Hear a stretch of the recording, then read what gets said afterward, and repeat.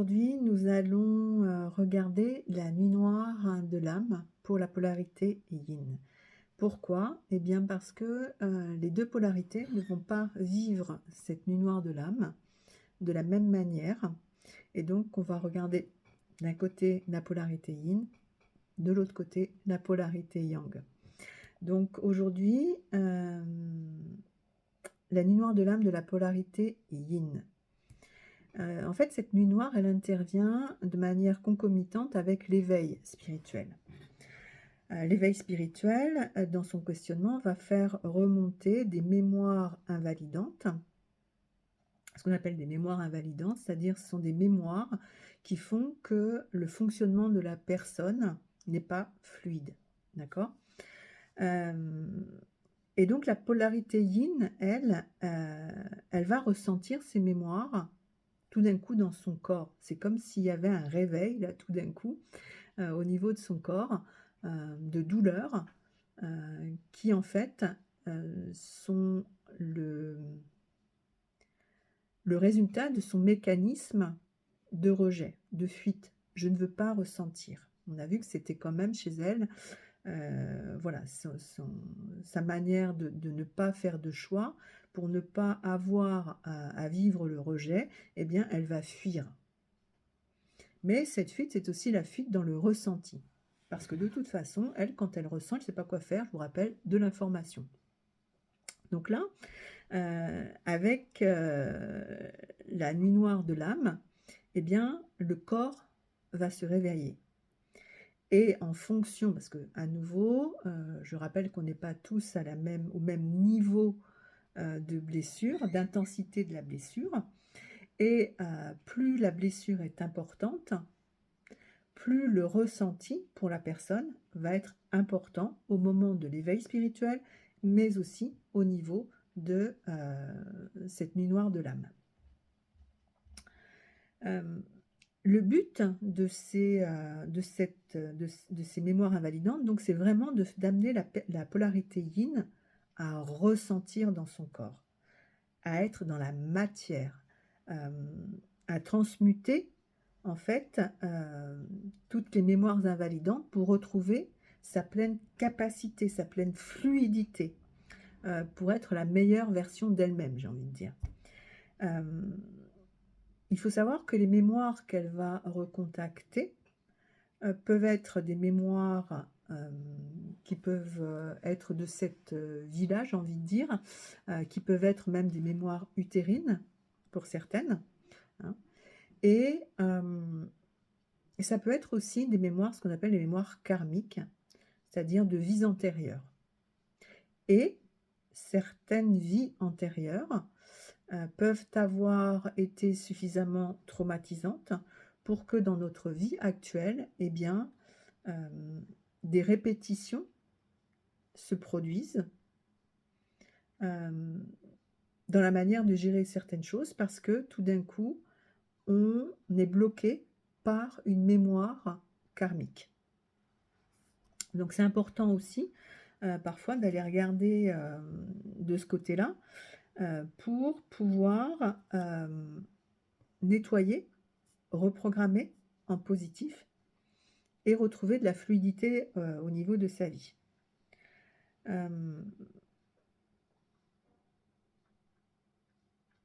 L'idée, c'est aussi que la polarité yin accède à un moment donné aux informations que son corps lui donne. Parce que finalement, quand on a des douleurs dans le corps, quand on a des sensations qui arrivent dans notre corps à ce moment-là, il est en train de nous parler de quelque chose. Il nous dit, bah voilà, là il y a quelque chose qui ne va pas, là tu vas avoir besoin de faire ça, de dire ça. La polarité yin, elle est juste, je rappelle, envahie au niveau cognitif par son émotionnel, et du coup, elle se retrouve dans une incapacitation totale à pouvoir gérer l'événement, le traumatisme.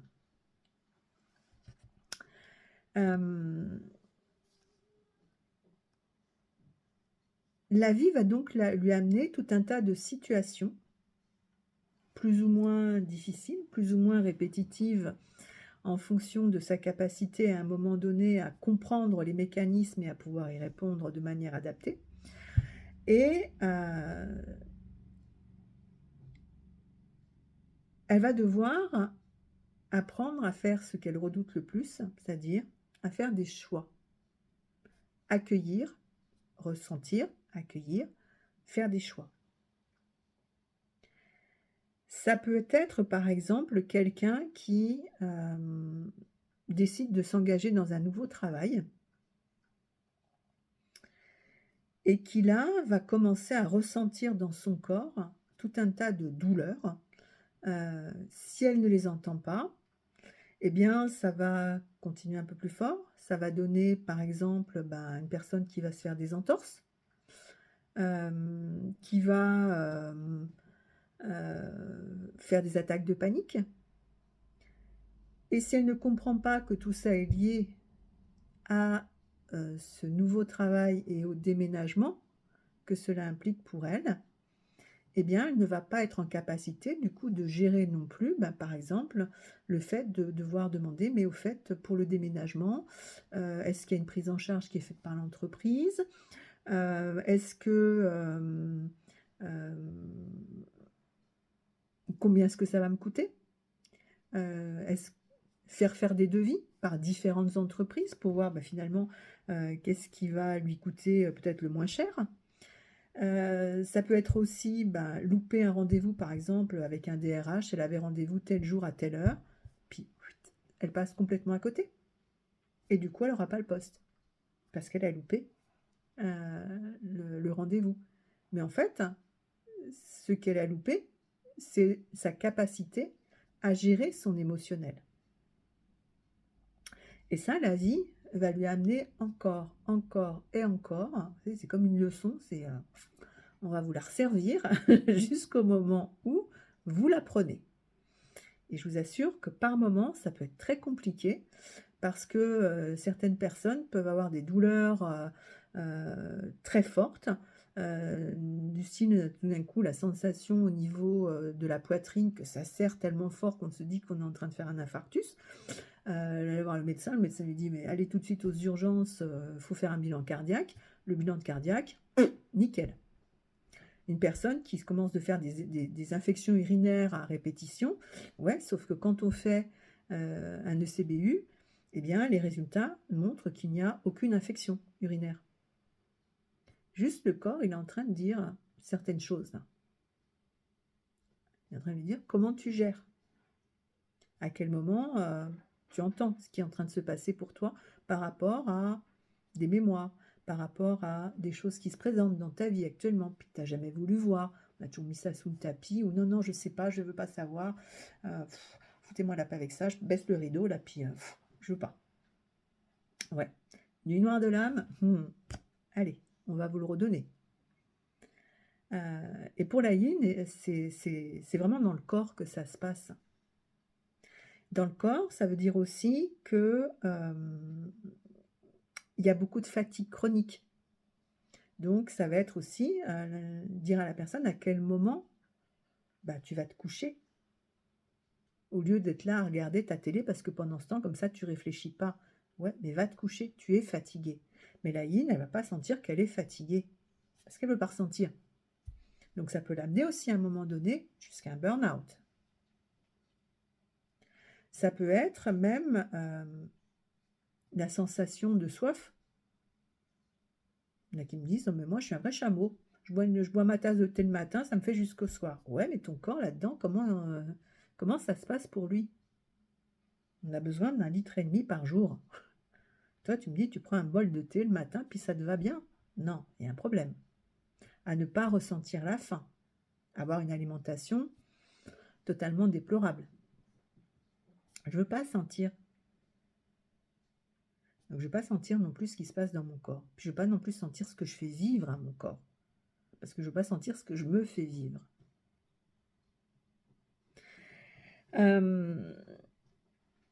Il peut y avoir aussi la nuit, au niveau du corps, des suées nocturnes très importantes. ou bien des sensations de pulsation. On a l'impression que le corps pulse toute la nuit. C'est comme si on avait boum, boum, boum, boum, boum partout dans tout le corps, quoi. Et c'est des sensations qui sont un peu particulières, puis on n'arrive pas vraiment à dormir parce qu'on a ces sensations-là de pulsation dans tout le corps. C'est comme si finalement le corps épurait quelque chose, il nettoie en interne. Quand on fait les prises de conscience, derrière, le corps, il a besoin de venir nettoyer les choses. Donc ça peut être des suées, ça peut être ces pulsations-là qui sont là. Et puis, la yin, comme elle est super connectée, elle, avec les énergies, eh bien, elle peut aussi avoir des visions de vie antérieure. Ça peut se passer sous forme de rêve. Sauf que à ce moment-là, on sait qu'on n'est pas vraiment dans un rêve. On sait que c'est quelque chose qu'on a déjà vécu. Donc le corps, au travers de ces moments de repos aussi, eh bien, va en profiter pour donner les informations. Dire qu'on passe de l'inconscient au conscient. La personne va être amenée à conscientiser un certain nombre de choses qui vont lui permettre de comprendre pourquoi aujourd'hui, dans sa vie actuelle, ça bloque.